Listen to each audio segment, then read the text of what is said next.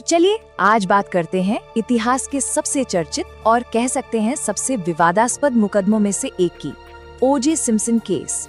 ये एक ऐसी कहानी है जिसने सच में पूरे अमेरिका को हिलाकर रख दिया था। अब सबसे बड़ा सवाल तो यही है कि एक इंसान जिसे पूरा देश एक हीरो की तरह देखता था, वो रातों रात हत्या का मुख्य संदिग्ध कैसे बन गया। आइए इस उलझी हुई कहानी की परतों को एक एक करके खोलते हैं। इस कहानी को समझने के लिए हमें थोड़ा पीछे जाना होगा, 1994 की उन भयानक घटनाओं से बहुत पहले, जब ओजे सिम्पसन अपनी शोहरत के शिखर पर थे। उनका नाम था ओरेंथल जेम्स सिम्पसन, लेकिन लोग उन्हें प्यार से द जूस बुलाते थे। और वो सिर्फ एक खिलाड़ी नहीं थे, बिल्कुल नहीं, वो अमेरिकी कल्चर का एक बहुत बड़ा हिस्सा थे।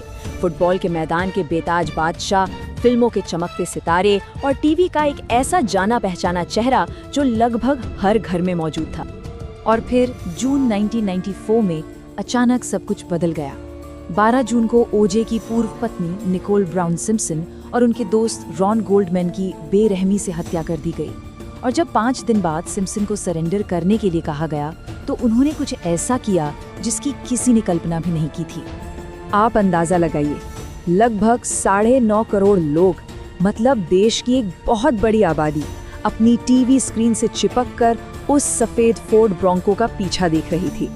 ये सिर्फ एक कार चेज नहीं था, ये अमेरिकी इतिहास का एक ऐसा अजीब और अविस्मरणीय पल था जिसने 24 घंटे की न्यूज कवरेज के एक नए दौर की शुरुआत कर दी। इस घटना के बाद जो कानूनी ड्रामा शुरू हुआ, उसे बहुत जल्द ही सदी का मुकदमा या the trial of the century कहा जाने लगा।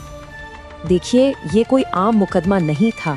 ये 11 महीने तक चला, जिसमें 100 से ज्यादा गवाहों को बुलाया गया और लाखों करोड़ों डॉलर खर्च हुए।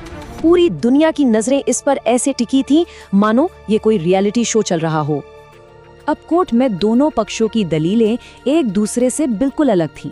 एक तरफ थी प्रोसिक्यूशन टीम, जिसके पास डीएनए, खून के निशान और एक खूनी दस्ताने जैसे सबूतों का कह सकते हैं पहाड़ था। और दूसरी तरफ थी डिफेंस टीम, जिसने एक ऐसी विस्फोटक रणनीति अपनाई जिसने पूरे केस का रुख ही मोड़ दिया।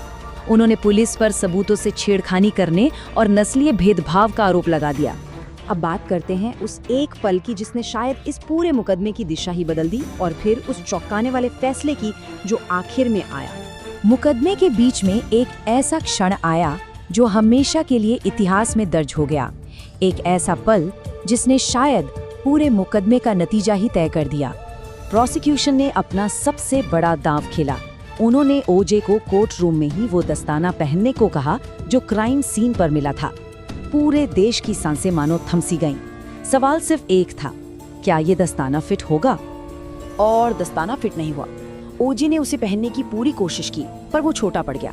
बस इसी पल का फायदा उठाते हुए उनके वकील ने जूरी से वो मशहूर लाइन कही, if it doesn't fit you must equity, यानी अगर ये फिट नहीं होता तो आपको बरी करना होगा।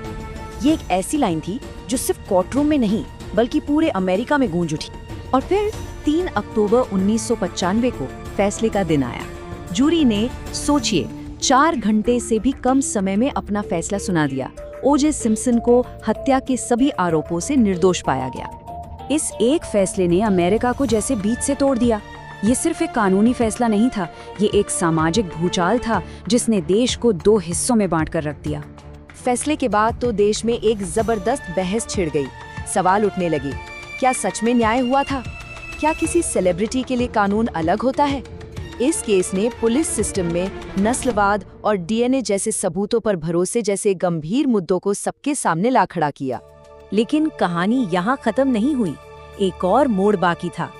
क्रिमिनल मुकदमे में बरी होने के बाद निकोल और रॉन के परिवारों ने सिम्पसन पर एक सिविल केस किया, और यहाँ जूरी का फैसला बिल्कुल उल्टा आया।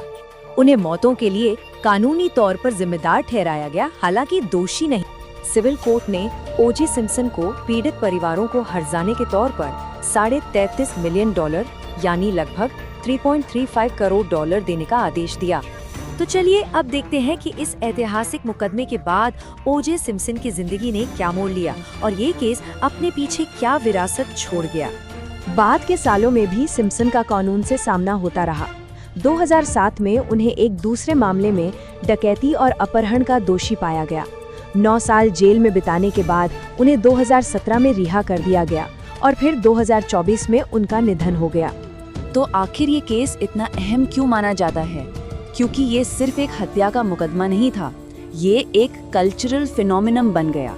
इसने टीवी देखने के तरीके को बदला, डीएनए जैसे वैज्ञानिक सबूतों पर आम लोगों के भरोसे को हिला दिया, और सबसे बड़ी बात, इसने अमेरिका में नस्ल और न्याय को लेकर जो गहरी खाई है उसे पूरी दुनिया के सामने लाकर रख दिया।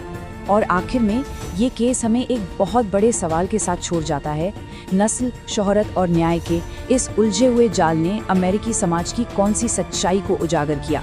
ये एक ऐसा सवाल है जिसका जवाब शायद आज भी अमेरिका ढूंढ रहा है। इस पर विचार जरूर कीजिएगा।